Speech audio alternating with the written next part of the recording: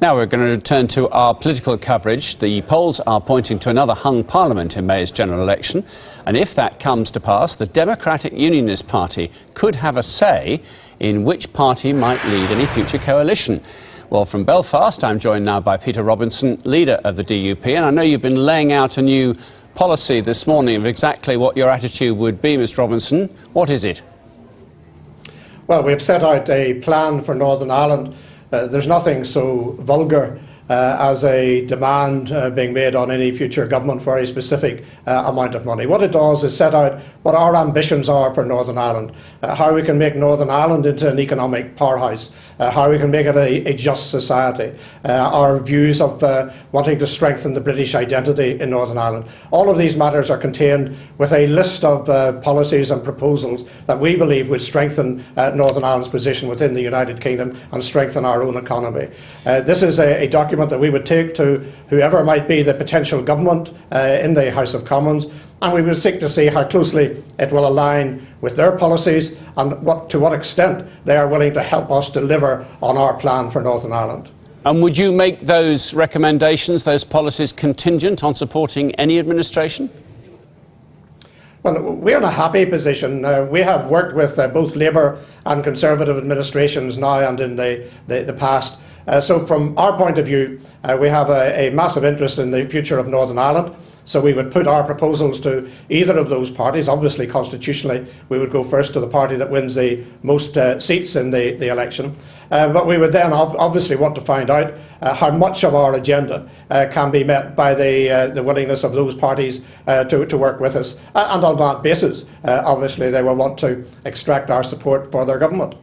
I know you registered disappointment, to put it mildly, I think, that you were excluded from all the plans for the television discussions that are going to come to pass in the next few weeks. Where are we with that? Are you going to do a legal challenge to this plan?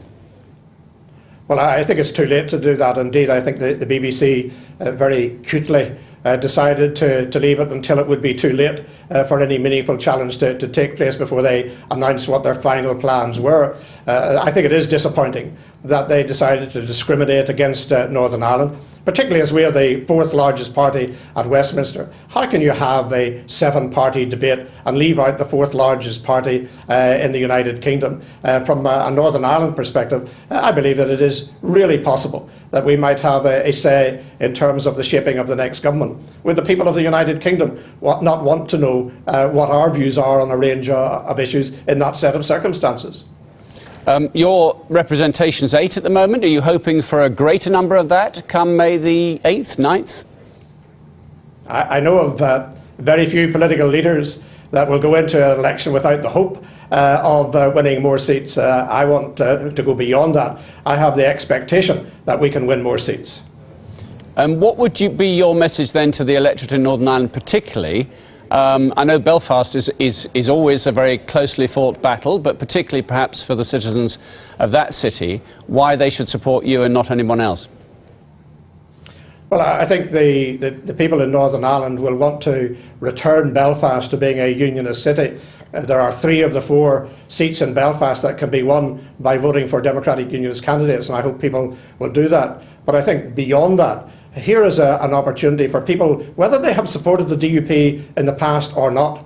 We are the only party that can deliver this plan. No other Northern Ireland party will have the strength or attendance at Westminster to be able to deliver a plan such as this. So I believe that people will lend us their vote in this election in order to see this plan being fulfilled. Peter Robinson, thank you for your time. Thank you. Stay with